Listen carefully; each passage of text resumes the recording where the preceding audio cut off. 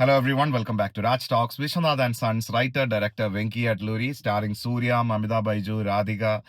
വേറെയും ഒരുപാട് ആക്ടേഴ്സ് ഉണ്ട്. സെക്കൻഡ് ഹാഫിൽ ഒരു കല്യാണം വരുന്നുണ്ട്. അതിനകത്ത് ഒരു ലോഡ് ആക്ടേഴ്സ് വരുന്നുണ്ട്. അപ്പോൾ ഇതിനകത്ത് IMDb ലിസ്റ്റ് നോക്കി തന്നെ വായിച്ചുകൊണ്ടിരിക്കണം. വളരെ ചുരുങ്ങിയ വാക്കുകളിൽ പറഞ്ഞു കഴിഞ്ഞാൽ എന്നെ സംബന്ധിച്ചോളം നന്നായി ഇഷ്ടപ്പെട്ട, ട്രെയിലർ കണ്ടിട്ട് എന്താണോ എക്സ്പെക്ട് ചെയ്തത് അതിന് മുകളിൽ ഡെലിവറി ചെയ്ത അന്യായ ഫസ്റ്റ് ഹാഫ്, കിഡിലം പേസിങ്, നല്ല ഇമോഷണൽ കണക്ട്, ഒരുപാട് കോമഡി. നമ്മൾ ആ സിറ്റുവേഷണൽ കോമഡിയിൽ ഒരുപാട് ചിരിക്കുന്ന ഒരുപാട് സന്ദർഭങ്ങളുണ്ട്. സെക്കൻഡ് ഹാഫിലേക്ക് വരുമ്പോഴത്തേക്കും ഒരു കല്യാണ സീൻ, അവിടം കൊണ്ട് തുടങ്ങുന്ന ഒരു എഴച്ചിൽ ഒരു അരമുക്കാൽ മണിക്കൂർ അങ്ങനെ പോകുന്നുണ്ട്.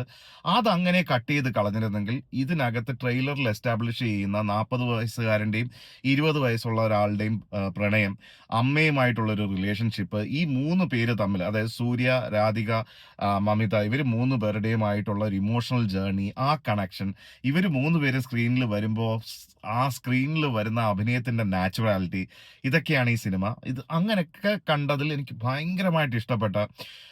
ഇതിനകത്ത് ഇനി അങ്ങോട്ട് പറയുന്നത് തീർച്ചയായിട്ടും സ്പോയിലേഴ്സ് ഉണ്ടാവും. ഇതിപ്പോ വാരിസ് പോലുള്ള സിനിമയിലൊക്കെ VFX ഒക്കെ ചെയ്തിട്ടാണ് റിച്ച് എന്ന് പറയുന്നത്. പക്ഷെ ഈ സിനിമയുടെ ഒരു മൊത്തം റിച്ച്നെസ്സും ഒരു ഫിൽത്തി റിച്ച് ആയിട്ടുള്ള ആൾക്കാരുടെ കഥയാണ് ഈ പറയുന്നത്. അപ്പം അതിനകത്ത് കാണിച്ചിരിക്കുന്ന സെറ്റിങ്സ് ആണെങ്കിലും എല്ലാം അടിപൊളി. സൂര്യ എന്ന് പറയുന്നത്, സൂര്യയുടെ ഫാമിലി എന്ന് പറയുന്നത് വിശ്വനാഥ് ആൻഡ് സൺസ് 4 ജനറേഷൻ ആയിട്ടുള്ള ഇൻഡസ്ട്രിയലിസ്റ്റ് ആണ്. അതിന്റെ കൂട്ടത്തിൽ തന്നെ പുള്ളിയുടെ പാഷനാണ് ഷൂട്ടിങ്. അപ്പോൾ അതിൽ ഗോൾഡ് മെഡലിസ്റ്റ്. അപ്പോൾ ഇതൊക്കെ ഇതിൽ വരുന്നുണ്ട്. പക്ഷെ തുടക്ക സീനിൽ നായകനെ എലിവേറ്റ് ചെയ്യുന്ന സീൻ, നമ്മൾ ഒരുപാട് സിനിമകളിൽ നായകനെ എലിവേഷൻ കണ്ടിട്ടുണ്ട്. പക്ഷെ ഇത് അച്ഛൻ പറഞ്ഞു കൊടുക്കുന്ന, അത് രാജീവ് മേനോന്റെ ഒരു കഥാപാത്രം, വളരെ ചുരുങ്ങിയ സമയത്ത് വന്നു പോകുന്ന ഒരു കഥാപാത്രമാണ്. ആ കഥാപാത്രം പറഞ്ഞു കൊടുക്കുന്ന ഒരു ഡയലോഗ്, അത് വെച്ചിട്ട് പുള്ളിക്ക് സംഭവിക്കുന്ന ഒരു കാരണത്തിനെ ഫിക്സ് ചെയ്തുകൊണ്ട് നായകൻ സ്ക്രീനിലേക്ക് വരുന്നത്, സൂര്യയുടെ കണ്ണിനെ ഫോക്കസ് ചെയ്ത് കാണിക്കുമ്പോൾ ആ കണ്ണിൽ കൊടുക്കുന്ന ഒരു എലിവേഷൻ, പുള്ളി അതുകൊണ്ട് തന്നെ സ്ക്രീനിൽ കത്തിക്കും കേട്ടോ. നടിപ്പിൻ നായകൻ എന്നോ ദ വൺ എന്നോ ഒക്കെ വിളിച്ചു കഴിഞ്ഞാലും ഒട്ടും അതിശയോക്തി പറയാൻ പറ്റില്ല. പുള്ളി അതനുസരിച്ച് അഭിനയിച്ചിട്ടുണ്ട്. പുള്ളിയുടെ അഭിനയം തീർച്ചയായിട്ടും കിടിലാണ്. പക്ഷെ ഓരോ സിനിമകൾ കഴിയും തോറും സെയിം നമ്മൾ കണ്ട ഒരുപാട് പാറ്റേണും ടിപ്പിക്കലായിട്ടുള്ള സീനുകൾ വരുമ്പോഴും അത് എലിവേറ്റ് ചെയ്യുന്ന രീതി, ഒരു സെക്കൻഡ് ഹാഫിന് ശേഷം അമ്മയുടെ ഫോണിലോട്ട് പുള്ളി ഫോൺ ചെയ്തിട്ട് പുള്ളി ഇരുന്ന് കരയുന്നൊരു സീനുണ്ട്. അമ്മ ബേസിക്കലി മരിക്കുമ്പോൾ ഉള്ള പുള്ളിയുടെ ഒരു ഇമോഷണൽ ബേസ്റ്റ് ഔട്ടാണ്. അത് പുള്ളി എക്സിക്യൂട്ട് ചെയ്തിരിക്കുന്ന രീതി ഞാൻ കരഞ്ഞു. എനിക്ക് കണ്ടിട്ട് ശരിക്കും പറഞ്ഞാൽ അത്രയും ഇൻവോൾവ് ആയിട്ട് പുള്ളി ചെയ്തിരിക്കുന്നത്. പുള്ളിയുടെ കോമഡി ടൈമിങ്, രാധിക, പുള്ളിക്കാരി ഈ അമ്മ വേഷം ചെയ്തിരിക്കുന്ന എത്രാമത്തെയാണെന്ന് പുള്ളിക്കാരിക്ക് തന്നെ അറിവുണ്ടാവില്ല. പക്ഷെ ഇതിലോട്ട് വരുമ്പോൾ അതിൽ കൊടുക്കുന്ന ഒരു നാച്ചുറാലിറ്റി, ആ സെയിം ഒരു പാറ്റേൺ തന്നെ, ഒരു ടെംപ്ലേറ്റ് തന്നെ പുള്ളിക്കാരി ഫോളോ ചെയ്യുന്നുണ്ട്, ഇല്ലെന്ന് പറയുന്നില്ല.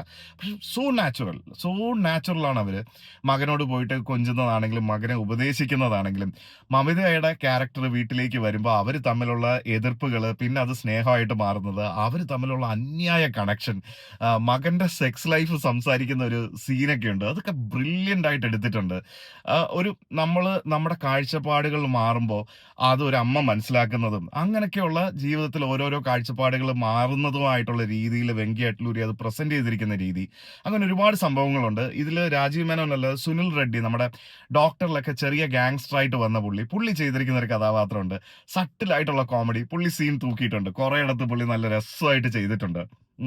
പക്ഷെ അങ്ങനെയൊക്കെ പോയി ഫസ്റ്റ് ഹാഫിൽ ഈ ലവ് സ്റ്റോറി ഇങ്ങനെ ബിൽഡായി വരുന്നൊരു ഫസ്റ്റ് ഹാഫ്, ആ ഏജ് ഡിഫറൻസ്, അത് ഭയങ്കര കൺവിൻസിങ് ആണ്. അത് സൂര്യക്ക് അച്ഛൻ വഴി ഏക്കുന്ന ഒരു ഇമ്പാക്റ്റ് ഉണ്ട്. അപ്പൊ അത് കാരണം പുള്ളി റെസിസ്റ്റ് ചെയ്ത് നിൽക്കുന്നത്, അതൊക്കെ വളരെ കൺവിൻസിങ് ആയിട്ട് സ്ക്രീനിൽ വന്നിട്ട് ഒരു കല്യാണം നടത്താൻ ഇവരങ്ങ് ഒരു പോക്ക് പോകും, ഒരു കുടുംബത്തോടു കൂടി. അതോടെ ഈ കഥ ഒരുമാതിരി പാളം തെറ്റിയ വണ്ടി പോലെ അതങ്ങ് പോയിട്ട്, പിന്നെ അവിടെ നിന്നൊക്കെ അവസാനം വീണ്ടും ബാക്ക് ട്രാക്കിലോട്ട് വരും. അവിടെ തൊട്ട് വീണ്ടും പടം ഓക്കെയാണ്. ഓഫ് കോഴ്സ് ആ ഒരു പോർഷൻ ഇല്ലായിരുന്നെങ്കിൽ, ആ ഒരു പോർഷൻ ആയപ്പോഴത്തേക്കും ഫോണൊക്കെ എടുത്തു വെച്ചിട്ട് നോക്കാൻ തോന്നി. അതല്ലാതെ മൊത്തത്തിൽ ശരിക്കും പറഞ്ഞു കഴിഞ്ഞാൽ ഒരു കുടുംബങ്ങൾ കൊണ്ടാടും വെട്രി എന്നൊക്കെ പറയാവുന്ന രീതിയിൽ നല്ല ഫാമിലി കണക്ഷൻ തോന്നുന്ന, ഭയങ്കര ഇമോഷണൽ ആയിട്ടുള്ള, ഫസ്റ്റ് ഹാഫിലൊക്കെ ചില സീനുകളുണ്ട്, ചില ക്രിഞ്ച് എഴുത്തുകളാണ് അതൊക്കെ. പക്ഷെ അതിനെ സൂര്യ എലിവേറ്റ് ചെയ്യുന്നുണ്ട്. ഒരു ഇന്റർവ്യൂ സീനിൽ സൂര്യ ഇങ്ങനെ ക്യാമറ നോക്കി ഒരുത്തിനെ ഉപദേശിക്കുന്ന ഒരു സീനും കാര്യങ്ങളൊക്കെയുണ്ട്. കിട്ടില്ല. അതെന്ന് പറഞ്ഞു കഴിഞ്ഞാൽ നമുക്ക് ആ സീനിൽ നിന്ന് നമ്മൾ പുറത്തിറങ്ങി നമ്മൾ അനലൈസ് ചെയ്യുമ്പോൾ അത് ക്രിഞ്ചാണ്.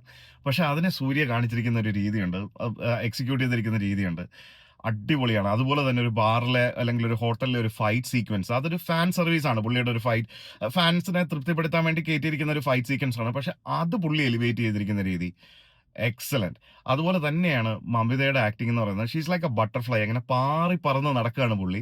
നമ്മുടെ ഭാഷയിൽ പറയുകയാണെങ്കിൽ ക്യൂട്ട്നെസ് കാണിച്ച് മെഴുകാനുള്ള എല്ലാ ചാൻസും ഉള്ളതിനെ അത്രയും കൈയടക്കത്തോടു കൂടി പുള്ളിക്കാരി ചെയ്തിട്ടുണ്ട്. അങ്ങനെ ആകെ മൊത്തത്തിൽ എനിക്ക് അന്യായമായി വർക്കായി. അപ്പാർട്ട് ഫ്രം ദിസ് കല്യാണ സീൻ അത് ഞാൻ പറയും. കാരണം അതെന്നെ വെറുപ്പിച്ച് കളഞ്ഞു. അതും ഇല്ലായിരുന്നെങ്കിൽ കുറച്ചുകൂടെയൊക്കെ ഭയങ്കര നൈസായിരുന്നു. കറുപ്പ് എനിക്ക് ഇഷ്ടപ്പെട്ട സിനിമയല്ല. പക്ഷെ അത് അന്യായ ബോക്സ് ഓഫീസ് കളക്ഷൻ കിട്ടിയ ഒരു സിനിമയാണ്. ഇതെനിക്ക് അത്യാവശ്യം വർക്കായി. അപ്പോൾ ഇതിന്റെ ബോക്സ് ഓഫീസ് എനിക്ക് എന്താണ് ഇതിന്റെ റിസൾട്ട്, ഹിറ്റോ ഫ്ലോപ്പോ എന്നൊന്നും എനിക്കറിയില്ല. പക്ഷെ എന്നെ സംബന്ധിച്ചിടത്തോളം ഭയങ്കരമായിട്ട് ഇഷ്ടപ്പെട്ട definitely one time watch. Definitely ഈ പെർഫോമൻസിനെ നമ്മൾ റെസ്പെക്ട് ചെയ്ത് നമ്മൾ ഇത് തിയേറ്ററിൽ തന്നെ കാണണമെന്നാണ് എനിക്ക് ഫീൽ ചെയ്യുന്നത്. കണ്ടവരുണ്ടെങ്കിൽ തീർച്ചയായിട്ടും അഭിപ്രായം രേഖപ്പെടുത്തുക.